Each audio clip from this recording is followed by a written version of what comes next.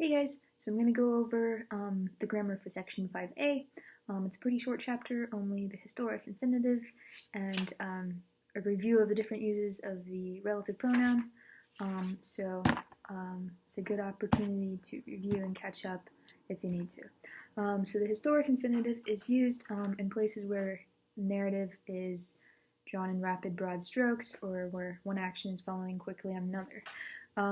In Latin, the present infinitive can be used in a place where in English we'd expect an indicative verb, especially an imperfect indicative.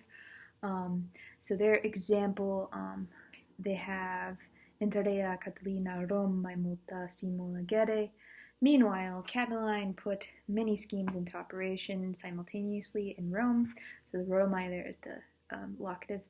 But we have the agere there, which is the present infinitive of ago, agere, to make or do.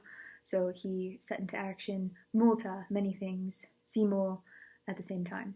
And then we have a list, which includes a bunch of infinitives. So we have insidias collocare, he set up ambushes. So the collocare is to set up, and we're translating it as he set up many ambushes.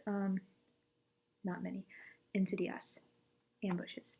Parare incendia, he prepared fires. Loca obsidere, he laid siege to places.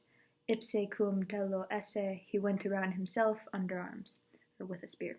Cum tello. So the main thing is if you're translating and all of a sudden you have a list of like where you want to say Catiline, which is nominative, agere, Catiline to go.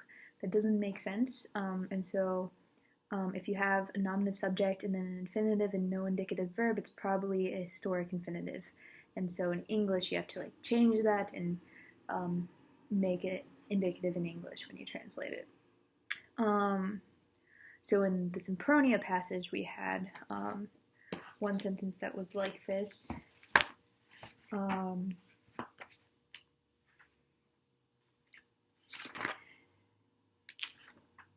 Alright, it was posse versus facere. So posse is the infinitive of possum, posse, to be able, and then we have facere as well. So that's kind of tricky because you have two infinitives in this sentence. But remember, possum takes a complementary infinitive, so you're going to translate posse as the historical infinitive. She could, or she was able, facere, to make versus verses or poetry. Anyway. Alright. The next section is the ablative of respect. So it's a common use of the ablative, occurs a lot in poetry, and it specifies the respect in which something is the case. So they have examples here. Numquam victus est virtute. He was never conquered in point of or in respect to courage.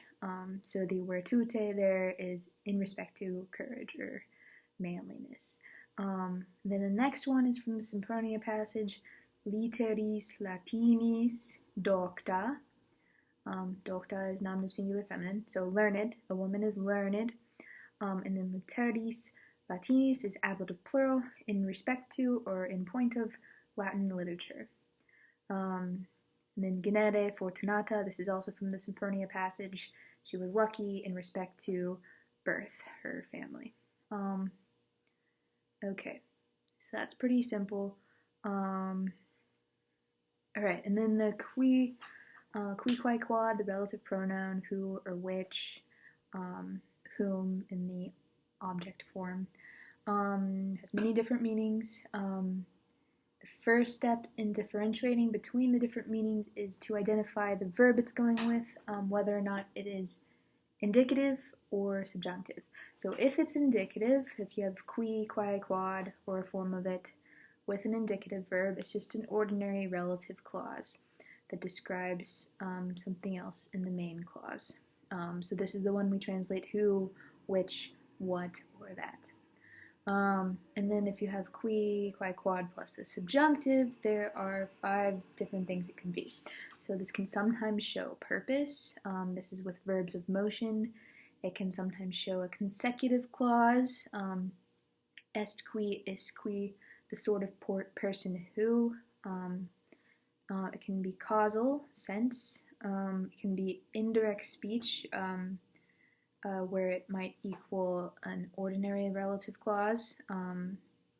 So whenever something is super subordinated, like an indirect speech where you're already subordinated and then you have a relative clause, that relative clause, instead of being indicative, like a normal relative clause, will be subjunctive. So that's a little tricky. And then we have concessive, which is just when you translate it although. So their example is vir qui fortis esset tamen effugit, the man qui fortis esset, who was brave, tamen effugit, nevertheless fled. So all the man, well, yeah. Anyway, it's pretty intuitive.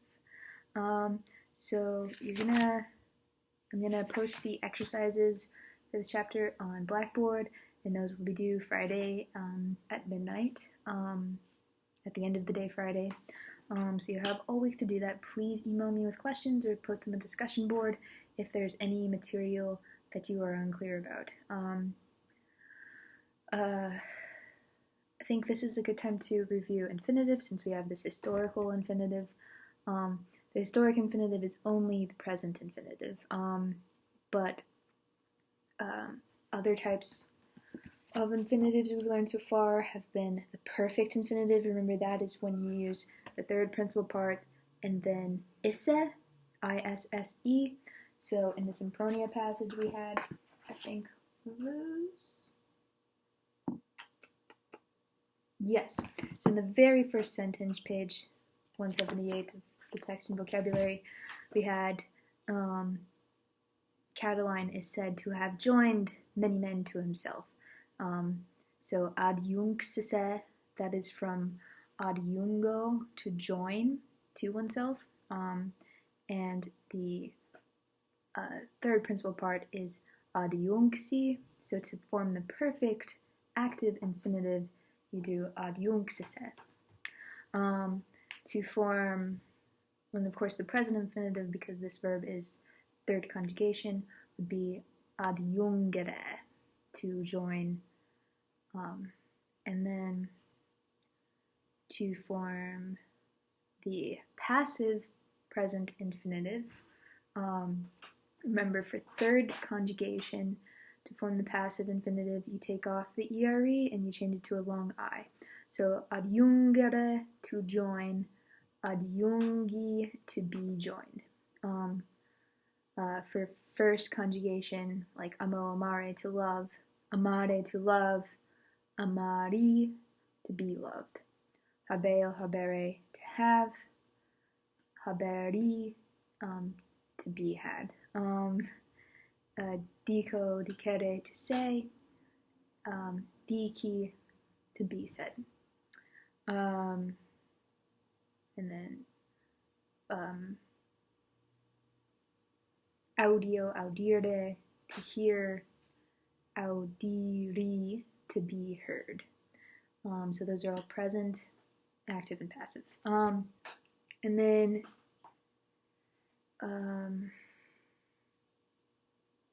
for the future infinitive, you use that future participle where you add the so like there was an example also in the passage here.